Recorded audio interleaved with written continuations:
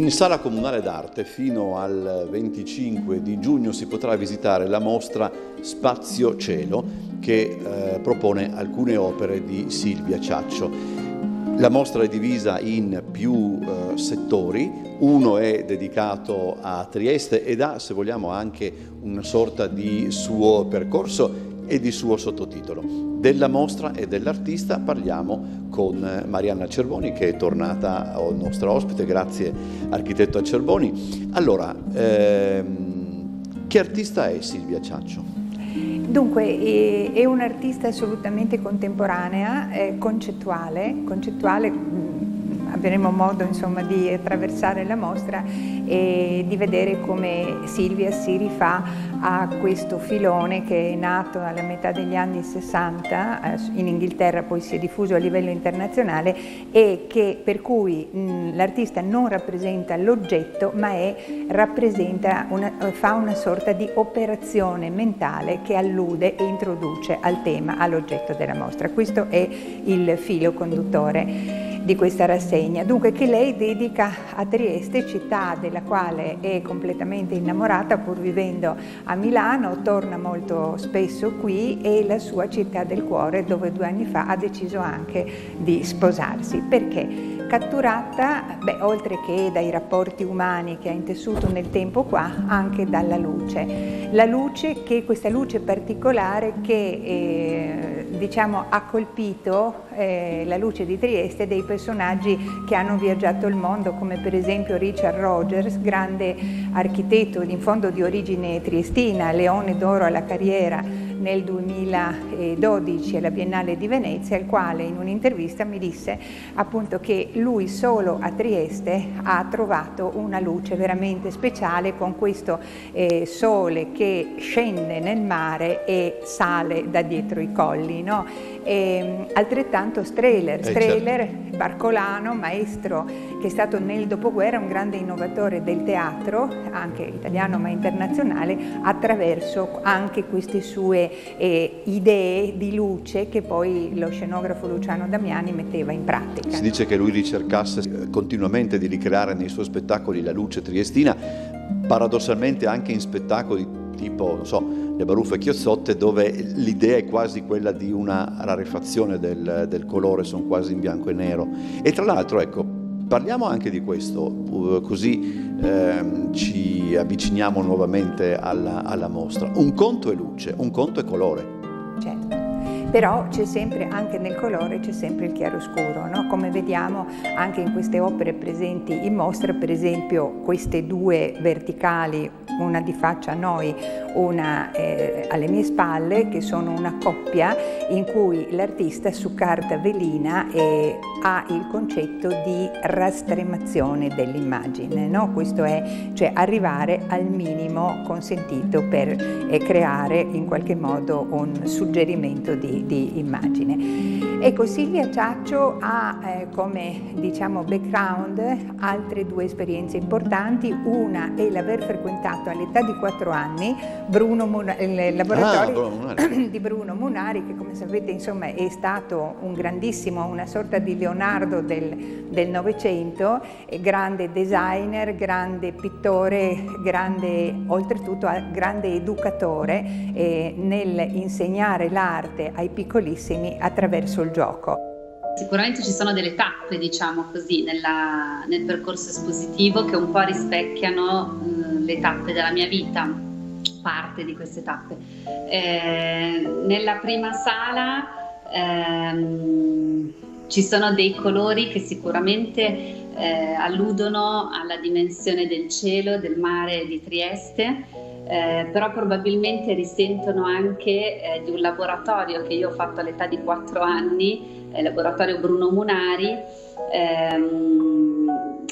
che è stata un'esperienza per me importantissima, soprattutto nella scelta dei colori e dei materiali. Io lavoro tanto su carta velina e quando eravamo piccoli in questo laboratorio ci facevano testare tanti materiali diversi, tra cui la carta velina, e per esempio ci facevano lavorare sulle proiezioni dirette di Munari, quindi il gioco consisteva nel prendere un telaio delle vecchie diapositive, aprire il telaietto e inserire all'interno della scatolina dei frammenti di carta velina colorata. Queste immagini che si creavano, diciamo, venivano proiettate sul muro, erano meravigliose. Io penso di essermi portata dietro questa cosa. Quindi il percorso, diciamo che parte da quando ero molto piccola. E proprio da Munari Silvia ha imparato l'interesse e la propensione per le veline, per le garze, per questi, diciamo, supporti leggeri, che poi va detto anche che lei è figlia d'arte, cioè viene da una famiglia di artisti. Il padre Roberto era un artista, diciamo, di livello internazionale, che anche andava su questo stile, diciamo, piuttosto concettuale, e il padre peraltro l'ha avvicinata molto alla musica. Molte delle inaugurazioni e delle mostre del padre erano accompagnate da concerti e da musiche, e allora in particolare il Roberto Ciaccio, che oggi purtroppo non c'è più, regala alla figlia un pianoforte e le insegna ad apprezzare di Debussy la cattedrale engloutie, cioè la cattedrale sommersa, che è una leggenda bretone in cui una cattedrale viene sommersa dalle acque, ma continuano le note a suonare che si suonavano in questa cattedrale.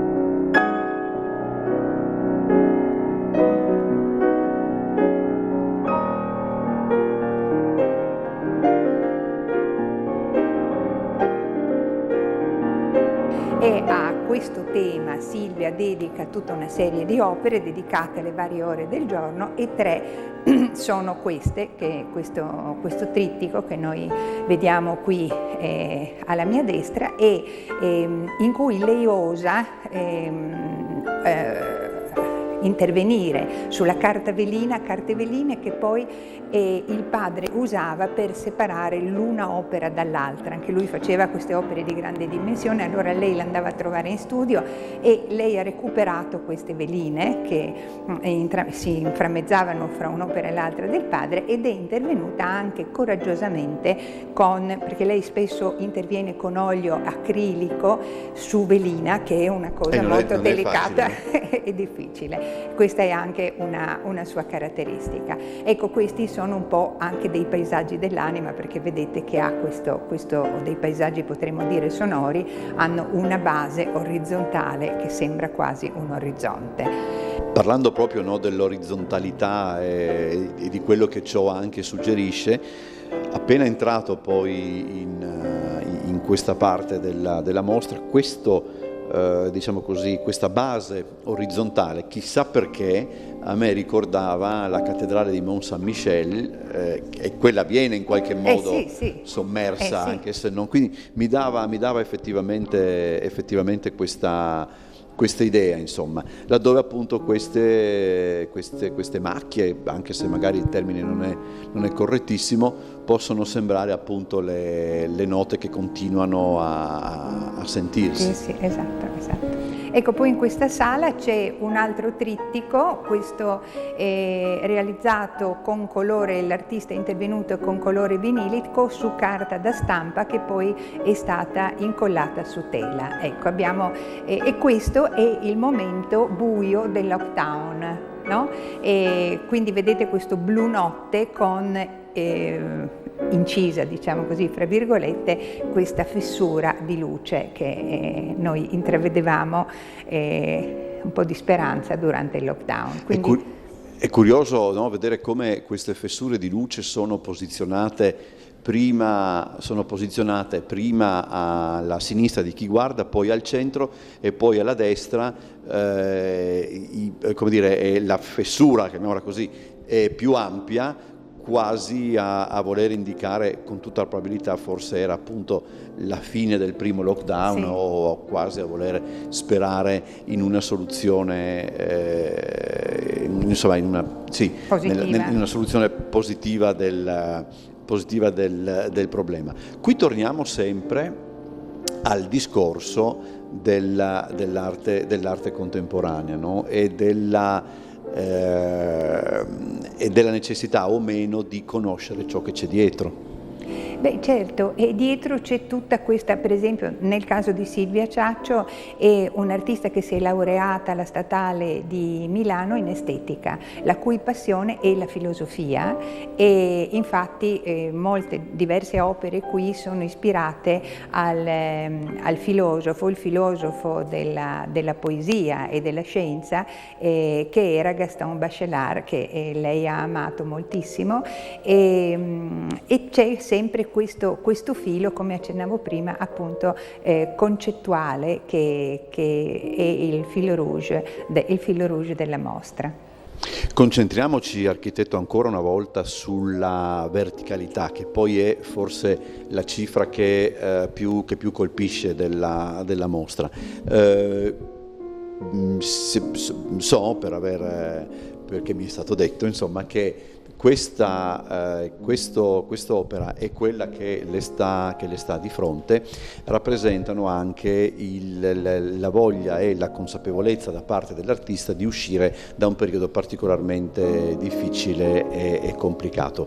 Stupisce che tutto sommato siano colori di per sé non particolarmente, uso un termine che non è elegantissimo, allegri, ma che però, più in questo contesto forse che in quell'altro, in ogni caso non danno un'idea di cupezza, non danno un'idea cioè rendono l'idea, mettiamola così, che il problema è, se non già superato, in fase di superamento. Beh sì, infatti dice bene, perché all'interno, per esempio, di questo elemento verticale c'è il colore azzurro turchese, che è il colore, un colore della luce, diciamo, di Trieste, e che ritroveremo poi nell'altra saletta particolarmente dedicata a Trieste in un monocromo. Quindi, diciamo, c'è in qualche modo la speranza, la positività, ma anche questa verticalità che Silvia spesso nei suoi dipinti, e che conduce dalla terra verso il cielo,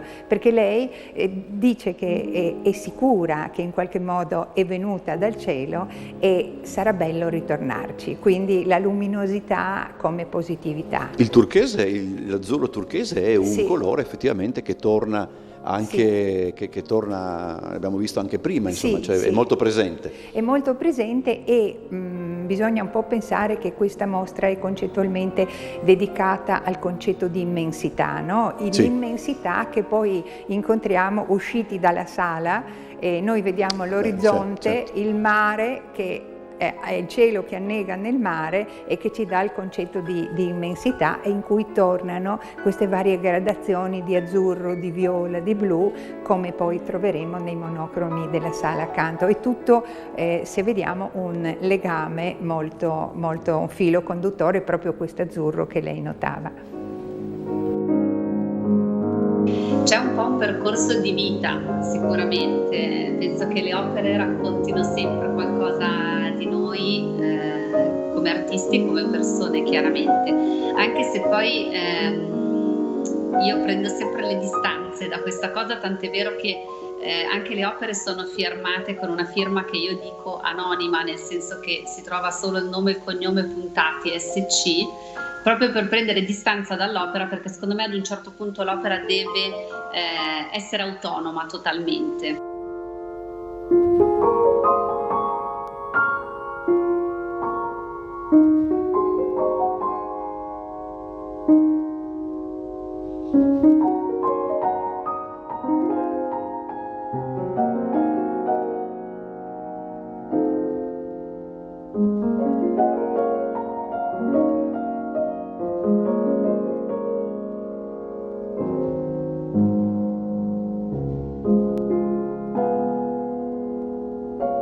Questa parte della mostra potrebbe avere una sorta di sottotitolo, Essenza oltremare, ed è dedicata a Trieste.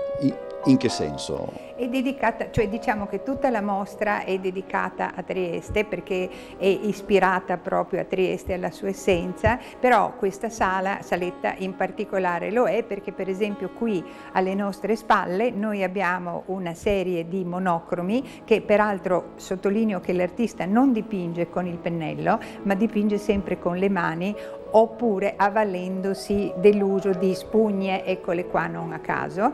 Quindi questa è una serie di monocromi in cui sono manifestate le luci e i colori delle varie ore dell'atmosfera triestina. Ecco, per esempio questi rosa, questo viola, l'inda col blu più intenso, l'azzurro, ecco. E poi lei ha messo in vari punti della mostra, anche nelle vetrine, ci sono dei plexi specchianti, che sono questi, proprio fuori poi in particolare c'è anche un plexi grande verticale, proprio perché riflette la luce di Trieste e nello stesso tempo coinvolge il fruitore proprio nell'opera stessa. Ecco, che anche questo è un concetto molto contemporaneo, no, dell'arte. Queste due opere un pochettino più grandi invece? Sì, queste due opere sono praticamente, come vedete, in monocromo, certo. in monocromo, la base, il supporto è una carta tedesca molto raffinata, molto preziosa,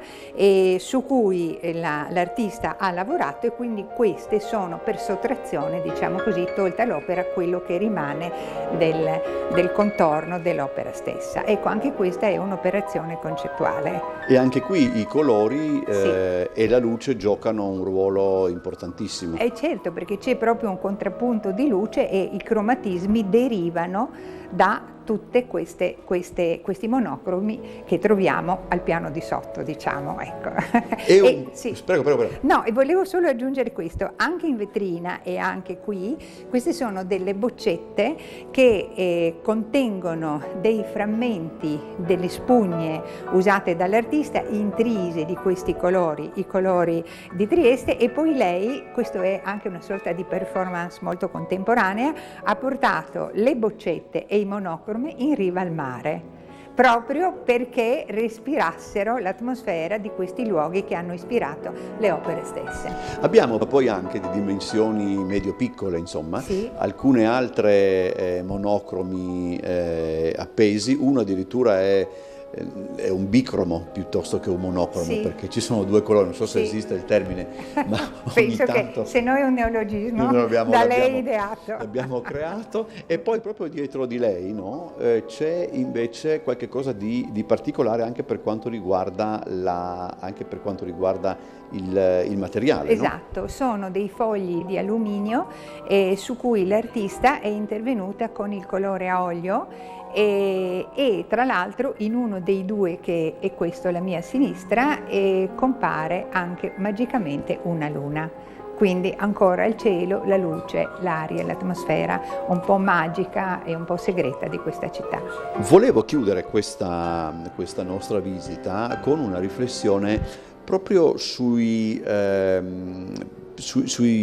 materiali, no? Nel senso, noi abbiamo visto lastre di alluminio, abbiamo visto carta velina, eccetera. Chi comanda? Comanda l'artista o comanda il materiale, una volta scelto il materiale? Ma credo che comandi la mente. La mente, e infatti accennavo prima al filo conduttore concettuale di questa mostra, che è un'operazione mentale. Quindi secondo me comanda la mente, però dopo c'è anche il caso che interviene e, diciamo, si interfaccia con la creatività e il libero pensiero dell'artista.